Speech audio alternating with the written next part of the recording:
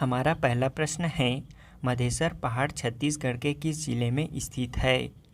इसका right answer है option A, Jashpur जिले में। जशपुर जिला अंतर्गत जशपुर कुनकुरी रोड में नेशनल हाईवे 43 के चराईडांड के पास मधेसर पहाड़ स्थित है।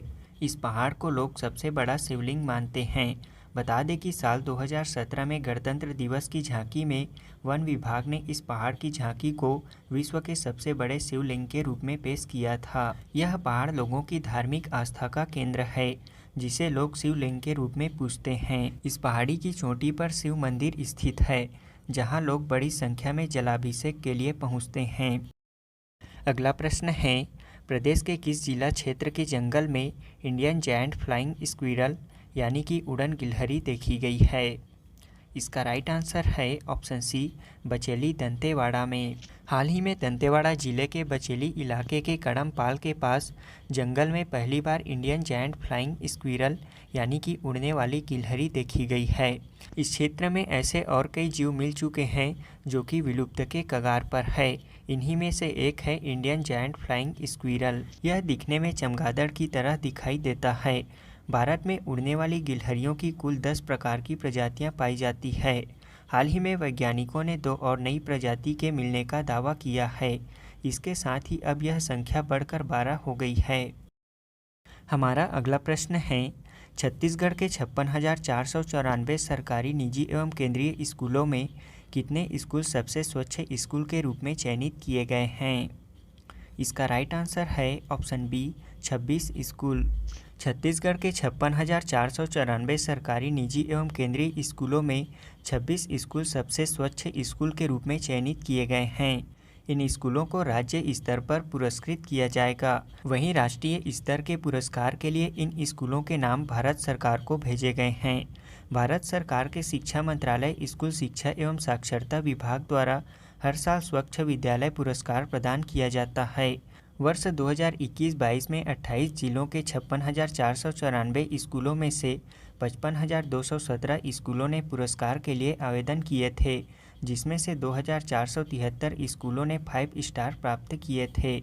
वहीं इन 26 स्कूलों को ओवरऑल रैंकिंग के आधार पर 10 प्राथमिक एवं 10 माध्यमिक स्कूलों के साथ ही उप श्रेणी के आधार पर 6 श्रेणी से स्कूल चुने गए हैं।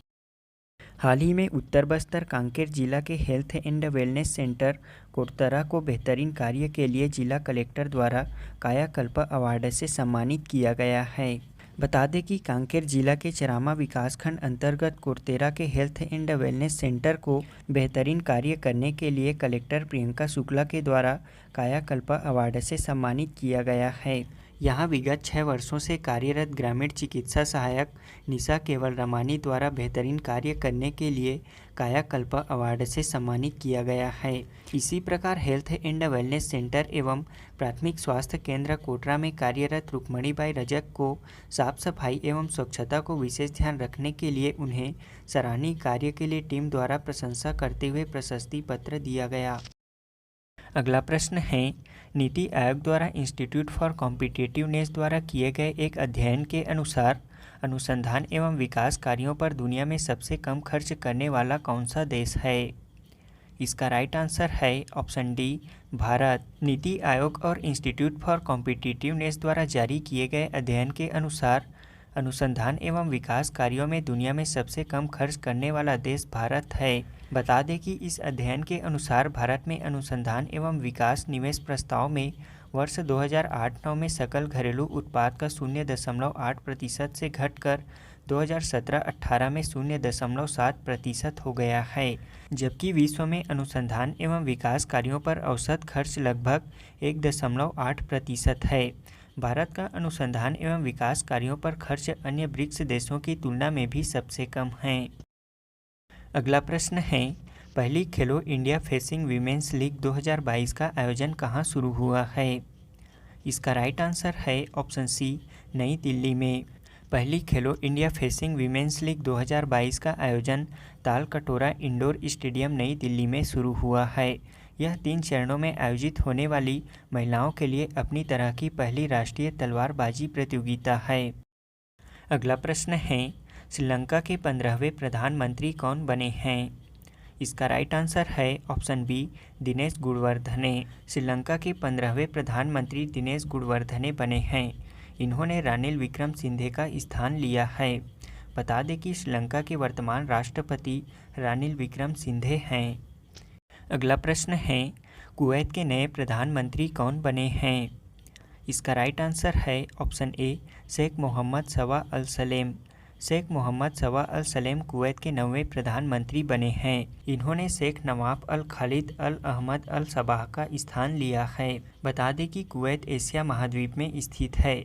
इसकी राजधानी कुवैत सिटी है और इसकी करेंसी कुवैती दिनार। याद रखेंगे कुवैत के नए प्रधानमंत्री शेख मोहम्मद सवा अल सलेम बनाए गए हैं। छत्तीसगढ़ का पहला सरकारी अंग्रेजी मीडियम कॉलेज कहाँ खोला जाएगा? इसका राइट आंसर है ऑप्शन डी रायपुर में। हमारा अगला प्रश्न है हाल ही में छत्तीसगढ़ सरकार द्वारा एनआरआई सेल का गठन किया गया है। इसके समन्वयक कौन नियुक्त किए गए हैं? इसका राइट आंसर है ऑप्शन सी पल्लव शाह। अगला प्रश्न है राष्ट्रीय व अंतर्राष्ट्रीय स्तर पर छत्तीसगढ़ राज्य के किस स्थान में विवेकानंद की स्मृति पर 16वां राष्ट्रीय स्मारक का निर्माण किया जाएगा? इसका राइट आंसर है ऑप्शन बी रायपुर में। अगला प्रश्न है छत्तीसगढ़ सरकार ने नई फिल्म नीति के तहत छत्तीसगढ़ी फिल्मों में इंटरनेशनल अवार्ड जीतने पर कितने करोड़ रुपए प्रोत्साहन राशि देने का प्रावधान किया है?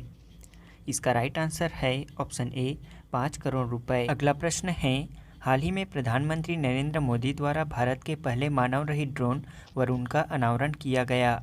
इस ड्रोन को किस कंपनी ने विकसित किया है? इसका राइट आंसर है option A Sagar defence engineering Mumbai ने। अगला प्रश्न है 68वें राष्ट्रीय फिल्म पुरस्कार के तहत किस राज्य को मोस्ट फिल्म फ्रेंडली स्टेट का अवार्ड दिया गया है? इसका राइट आंसर है ऑप्शन बी मध्य प्रदेश को। अगला प्रश्न है हाल ही में विश्व स्वास्थ्य संगठन ने किस वायरल बीमारी को ग्लोबल हेल्थ इमरजेंसी घोषित किया है? इसका राइट आंसर है ऑप्शन सी मंकी पॉक्स को। अब हम पिछले क्विज का आंसर जान लेते हैं। पहला प्रश्न है छत्तीसगढ़ के किस जिले में Girdalpara hydro power based pumping scheme irrigation project संचालित किया जा रहा है? इसका राइट आंसर है ऑप्शन डी सुकमा जिले में। बस्तर अंचल के सुकमा जिले में Girdalpara hydro power based pumping irrigation project संचालित किया जा रहा है। इसका संचालन जल संसाधन विभाग द्वारा किया जा रहा है। यहाँ बिना बिजली और बिना अन्य ईंधन के 24 घंटे सिंचाई होती है, जिससे सैकड़ों लोग लाभान्वित हो रहे हैं।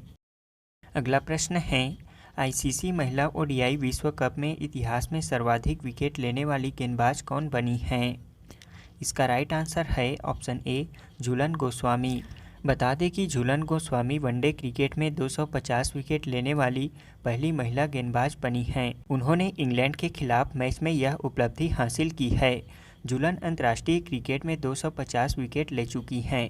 वो एकमात्र महिला खिलाड़ी हैं जिन्होंने वनडे में 200 से ज़्यादा विकेट लिए हैं और अब उन्होंने 250 विकेट लेकर नया कीर्तिमान बनाया है। अगला प्रश्न है भगवान बुद्ध की शयन मुद्रा में दुनिया की सबसे लंबी 100 फीट लंबी और 30 फीट ऊंची प्रतिमा कहाँ बनाई जा रही है? इसका राइट आंसर है ऑप्शन बी बिहार में। बिहार राज्य के बोधगया में भगवान बुद्ध की शयन मुद्रा में दुनिया की सबसे लंबी प्रतिमा बनाई जा रही है। बुद्ध इंटरनेशनल वेलफेयर मिशन द्वारा निर्मित यह प्रतिमा 100 फीट लंबी और 30 फीट ऊंची होगी। इस मूर्ति में भगवान बुद्ध शयन मुद्रा में हैं। इसका निर्माण कार्य वर्ष 2019 में शुरू हुआ था। इसे फाइबर ग्लास से बनाया जा रहा है। बता दें कि भगवान बुद्ध की इस मुद्रा की मूर्ति उत्तर प्रदेश के कुशीनगर में है, जहां उन्होंने अपने महापरिनिर्वाण को प्राप्त किया था। भगवान बुद्ध की विशाल प्रतिमा फरवरी 2023 से भक्तों के लिए खोली जाएगी। अगला प्रश्न है छत्तीसगढ़ के किस जिले में अमर जवान ज्योति की स्थापना की जा रही है? इसका राइट आंसर है ऑप्शन सी रायपुर में। छत्तीसगढ़ की राजधानी रायपुर में अमर जवान ज्योति की स्थापना की जा रही है। इसका निर्माण चौथी वाहिनी छत्तीसगढ़ सशस्त्र बल माना रायपुर के परिसर में किया जाएगा। छत्तीसगढ़ अमर जवान ज्योति का भूमि पूजन 3 फरवरी 2022 को सांसद राहुल गांधी के हाथों किया गया। इसमें शहीदों की नामावली सूची की दीवार, मेमोरियल टावर एवं वीवीआईपी मंच भी तैयार किए जाएंगे।